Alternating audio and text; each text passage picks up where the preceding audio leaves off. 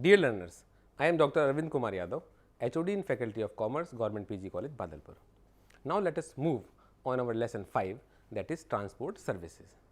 Learners, we use various products in our daily life. Many of them we know are produced at place far away from our locality. So, how do we get them at our place? These are carried from all those places through rail, road, water or air and made available to us at our locality. You must have seen trucks, tempos, bullock carts, etc., which carry finished products or raw materials from one place to another. Similarly, you are most have to seen people traveling from one place to another by aeroplanes, trains, buses, cars, scooter, rickshaws, cycles, etc. This movement of goods and persons is very important in business. Because of this, raw material is made available at the place of manufacturing goods. Finished products are made available at the place of sale or consumption. Manpower moves from one place to another and so on. In this lesson, let us learn how goods and workforce move from one place to another. So, dear learners, now let us start from meaning of transportation. Transport refers to the activity that facilitates physical movement of goods and individual from one place to another. In business, it is considered as an auxiliary to trade.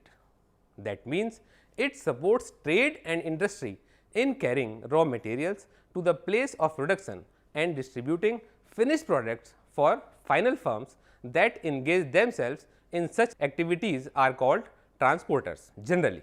Transporters carry raw materials, finished products, individual etc. from one place to another. Now, let us learn some importance of transport. As discussed above, transport removes the distance barrier. Because of it, nowadays, goods produced at one place are readily available at distant places and people move freely throughout the world. Without transport, we as well as business units cannot move a single step. So, there are some points of importance of transport. First, makes raw material available to manufacturers or producers. Transport makes it possible to carry raw materials from places where they are available to places where they are to be processed and assembled into semi-finished or finished goods. Second, makes goods available to customers. Transport makes movement of finished goods possible from one place to another with great ease and speed. Thus, consumers spread in different locations of the country have advantage of consuming goods produced at distant places. Third one is enhance standard of living. Transport gives consumer the choice to make use of different qualities of goods of different prices. So, it raises the standard of living of the people. Fourth is facilitates large scale production at low cost. We know large scale production is not always possible at the place of our choice, since it needs huge infrastructure, particularly land, which is not easily available everywhere. But transport makes large scale production possible by making all required materials and manpower available at the place finally selected for manufacturing. Large scale production lowers down cost per units. Next, help during emergencies and natural calamities. In times of national crisis due to war or internal disturbance, transport help in quick movement of the troops and the supplies needed in the operation. Next, helps in creation of employment. Transport provides employment opportunities to individuals as drivers, conductors, pilots, cabin crew, captain of the ship, etc., who are directly engaged in transport business. It also provides employment to people working in industries producing various means of transport, including its equipment and parts. People also provide repairing and maintenance services by opening service centers at convenient locations. Next is help in labor mobility. Transport helps a lot in providing mobility to workers. You may be aware that people from one country go to foreign countries to work in different industries and factories. Foreigners also come to India to work. Within India, also people move from one place, one part of another part in search of work. Similarly, it is not always possible to have workers near the factory.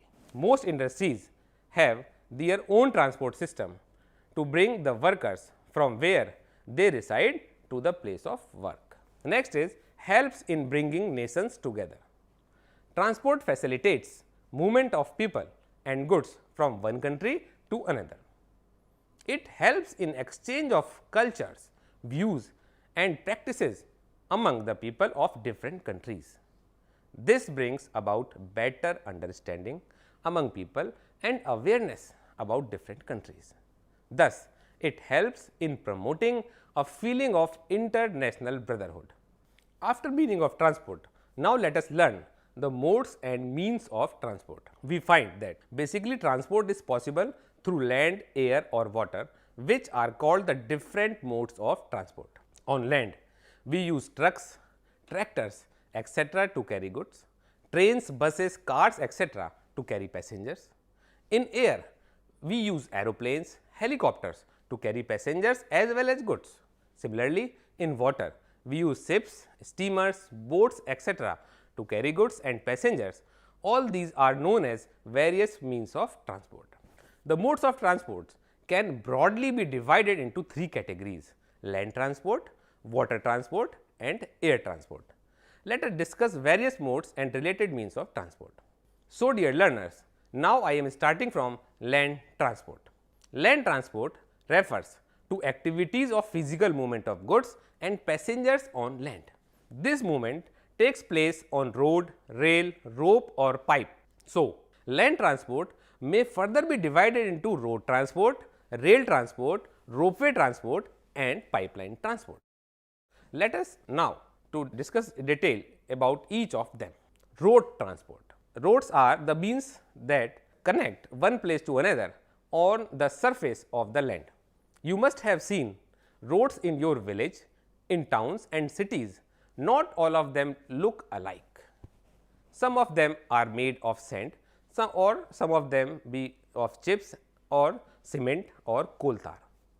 You find different vehicles playing on roads like bullock carts, cycles, motorcycles, cars, trucks, buses, etc. All of these constitute different means of road transport. The means of transport may be divided into three types: man driven, animal driven and motor driven. You might have seen individual carrying goods on their head or back or on bicycle or on thelas. Also ride a bicycle to use rickshaw to travel short distance. We also find animals driven vehicles like carts, camels, horses used in rural areas to carry crops, straw, fodder and sometimes even people. Sometimes even animals are directly used to carry goods from one place to another. In areas which are normally covered with snow throughout the year, we find sledges pulled the dogs by the dogs used to carry both passenger and goods. Compared with man driven and animal driven means of transport, motor driven means of transport have become more popular over the years. This is due to their speedy movement and larger carrying capacity. Extension of roads to every corner of the country has also enhanced the use of motor driven transport. The types of motor vehicles used to carry goods and passengers include auto rickshaws, scooters, vans, buses, tempos, trucks, etc. In Kolkata, tramways also forms part of road transport for carry passengers. Now, dear learners, we move on advantages of road transport. Road transport has many advantages. First one is, it is a relatively cheaper mode of transport as compared to other modes. Second, perishable goods can be transported as a faster speed by road carriers over a short distance. Third one, it is flexible mode of transport as loading and unloading is possible at any destination. it provides door-to-door service.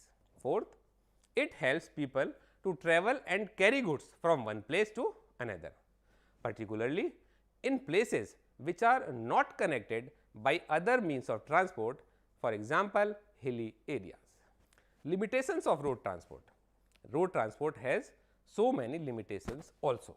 Number 1, it is not economical for long distance transportation of goods due to their limited carrying capacity.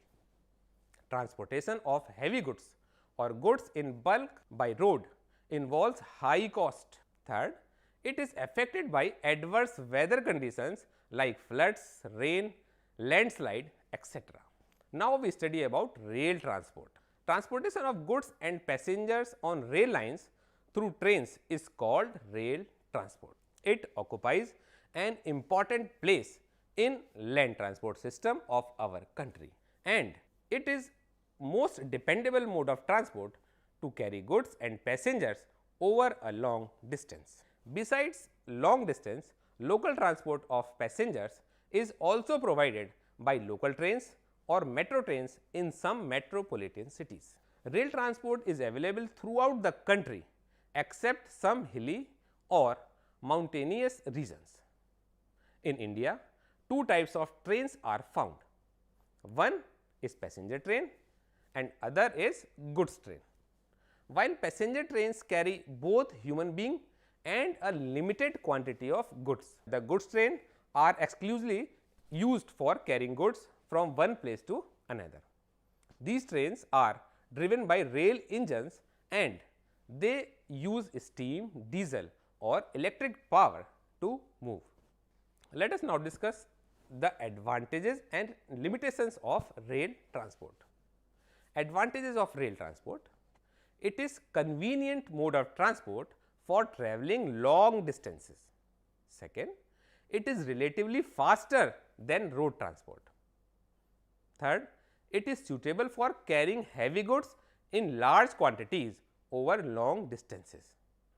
Fourth, its operation is less affected by adverse weather conditions like rain, floods, fog, etc. Limitations of railway transport. First limitation is it is relatively expensive for carrying goods and passengers over short distances. Second, it is not available in remote parts of the country. Third, it provides service according to fixed time schedule and is not flexible for loading or unloading of goods at any place. Last one, it involves heavy losses of life as well as goods in case of accident. The next transport is pipeline transport. In modern times, pipelines are used for various purposes. Water supply to residential and commercial areas is carried on with the help of pipelines. Petroleum and natural gas are also transported from one place to another through pipelines. This is the most convenient as well as economical mode of transport for these products in comparison of road and rail transport, providing the volume to be transported in large quantities, but the cost of installation and maintenance requires large capital investment. Now, let us learn another mode of transport is ropeway transport. Ropeway refers to a mode of transport which connects two places on the hills or across a valley on or rivers. In the hilly areas, trolleys move on wheels connected to a rope and are used for carrying passengers or goods, especially building materials, food, etc. The famous Udan Khatola Jagdamba in Gujarat that carries pilgrims to the temple is an example of ropeway transport which carries more than 50 passengers at a time. After road transport, now let us move to water transport. Water transport refers to movement of goods and passengers on waterways by using various means like boats, steamers, launches, ships, etc. With the help of these means of transport, goods and passengers are carried to different places both within as well as outside the country. When rivers and canals within the country are used for the movement of boats, launches, etc., this is called inland water transport. When the various means of transport are used to carry goods and passengers on the sea route, it is termed as ocean transport. Let us know more about these two types of water transport. Inland water transport. Inland water transport uses boats, launches, steamers, etc. to carry goods and passengers on rivers and canal routes. These routes are called inland waterways and are used in domestic or home trade to carry bulky goods. Passenger transport through waterways is not so popular in our country. Inland water transport system exists only in few states like West Bengal, Andhra Pradesh, Assam, Tamil Nadu, etc. The second water transport is ocean transport. Ocean transport refers to movement of goods and passengers by ships through sea or ocean waterways. It plays an important role in the growth of international trade. It is also used for transporting goods and passengers in coastal areas. Ocean transport has its fixed route, which links almost all the countries of the world. Sea transport may be of following two types: coastal shipping. In this transport, ships ply between the main ports of the country. This helps in home trade and also in carrying passengers within the country. In this transport, ships ply between different countries separated by sea or ocean. It is mainly used for promotion and development of international trade. It is an economical means of transport to carry heavy machines and goods in bulk. Second is overseas shipping. Overseas transport is carried out on fixed routes which connect almost all the countries. In ocean transport, different types of ships are used to carry passengers and goods. These may be classified as under. Number first, liners. A liner is a passenger or cargo vessel which belongs to regular shipping company. These ships ply over a fixed route following a prescribed schedule or timetable. Second is tramps. A tramp is a cargo ship which does not make regular trips, but plies whenever cargo is offered to it. It does not follow a fixed route or a prescribed timetable like that of liners. Now, let us learn the advantages of water transport. Water transport has the following advantages. It is relatively economical mode of transport for bulky and heavy goods. It is a safe mode of transport with respect of occurrence of accidents. Third, the cost of maintaining and constructing routes is very low, as most of them are naturally made. Fourth, it promotes international trade. Now, let us move limitations of water transport. Water transport has some limitation. First one is the depth and navigability of rivers and canals vary and thus affected operations of transport vessels of different sizes.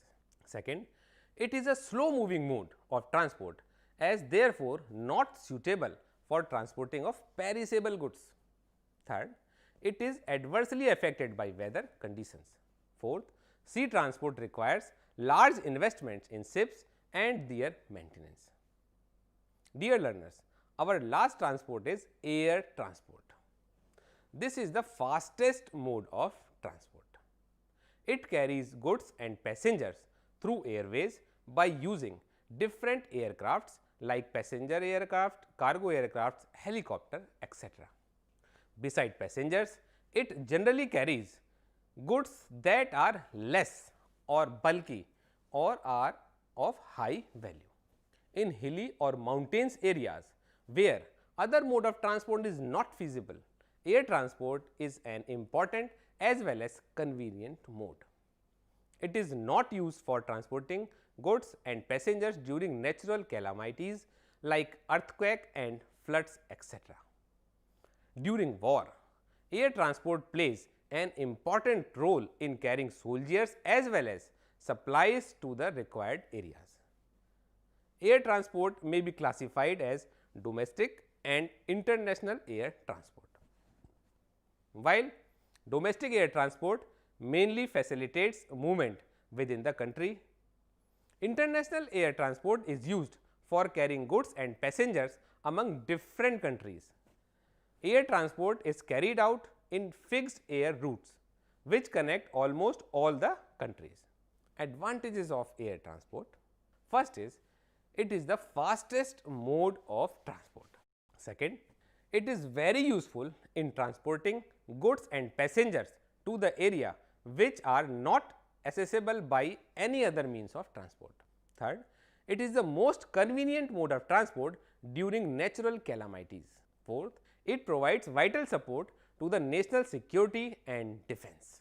Limitations of air transport: limitations are, it is relatively more expensive mode of transport. It is not suitable for transporting heavy and bulky goods. It is affected by adverse weather conditions. Next, it is not suitable for short distance travel. In case of accidents, it results in heavy losses of goods, property and life. So, dear learners, today I told you about transport services. In this chapter, you learn about meaning of road, water and air transport, their merits and limitations. I hope you enjoyed this session. Bye. Have a great day.